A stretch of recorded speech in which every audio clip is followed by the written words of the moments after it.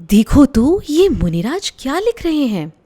अरे, इन मुनिराज को ये पिंपल्स जैसा क्या हो गया, और कहीं कहीं से तो ब्लड, खून भी निकल रहा है। इतने दर्द में भी, पेनफुल कंडीशन में भी ये मुनिराज इतने शांत भावों से क्या कर रहे हैं।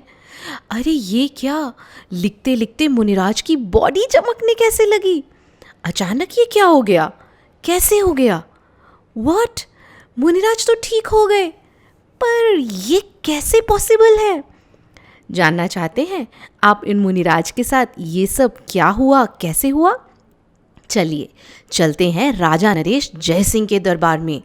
लगता है आज कोई इम्पोर्टेंट डिस्कशन, मुख्य चर्चा हो रही है। देखो सभी कैसे बातें कर रहे हैं, चलो अपन भी सुनते हैं। किसी ने बोला, हे राजन, हम धन्य हैं कि हमें आचार्य वादिराज मुनिराज के दर्शन करने का सौभाग्य मिला।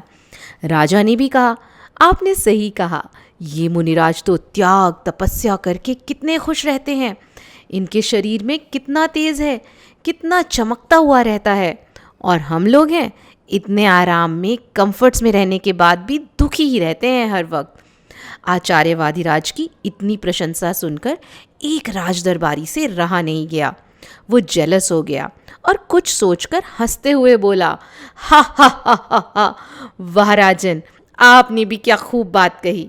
मुनिराज को इतना श्रेष्ठ, सबसे अच्छा कैसे बोल सकते हो। वो मुनि तो कोढ़ी हैं, कोढ़ी।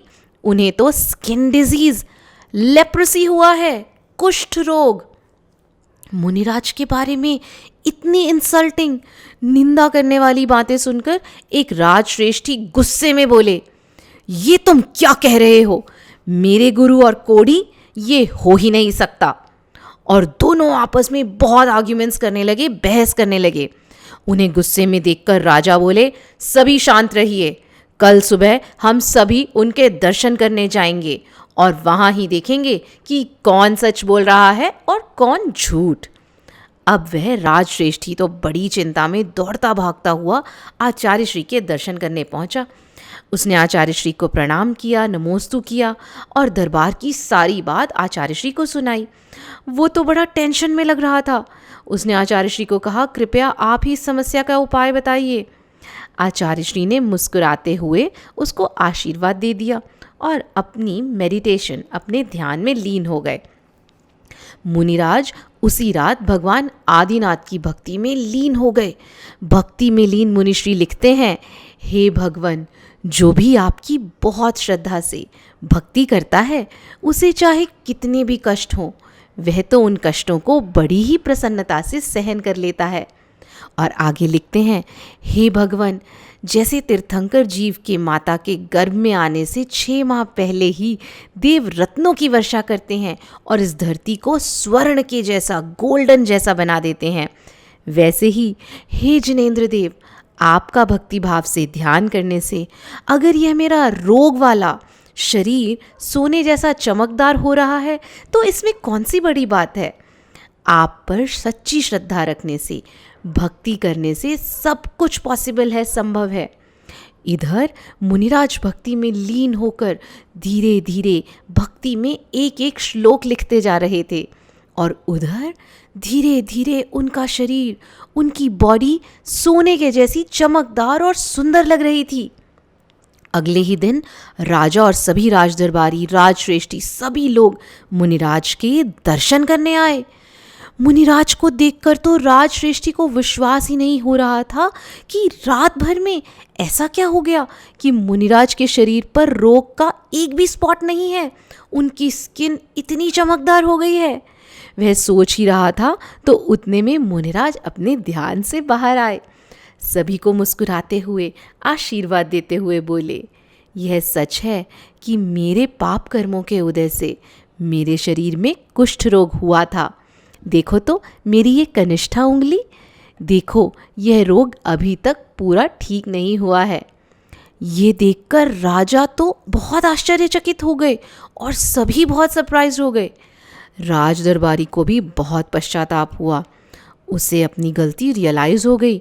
उसने कहा, हे मुनिराज, मुझे क्षमा कीजिए।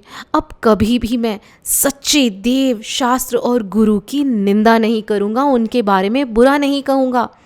ये सुनकर सब लोगों की धर्म में श्रद्धा हो गई और सभी ने मुनिराज को नमोस्तु करते हुए ये नियम लिया कि आज के बाद हम कभी भी सच्चे देव, गुरु और शास्त्र की निंदा नहीं करेंगे। और फिर सब लोगों ने मिलकर मुनिराज की जय जयकार की। वादिराज मुनिराज की जय हो, वीतरागी गुरुओं की जय हो।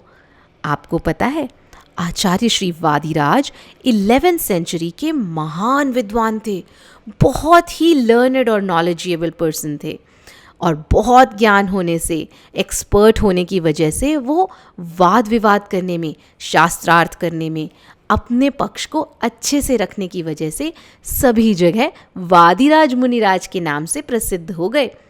उन्होंने पार्श्वनाथ चारित्र, यशोधर चारित्र, न्याय विनिश्चय विवरण और प्रमाण निर्णय जैसे महान ग्रंथों की रचना भी की है।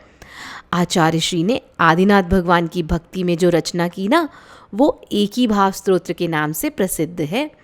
इस स्तोत्र का श्रद्धा और भक्ति से पाठ करने से सभी कष्ट दूर होते हैं और सुख की प्राप्ति होती है। तो बच्चों, आप सब भी ज़रूर करोगे ना इस स्तोत्र का भक्ति भाव से पाठ। जय जिनेंद्र।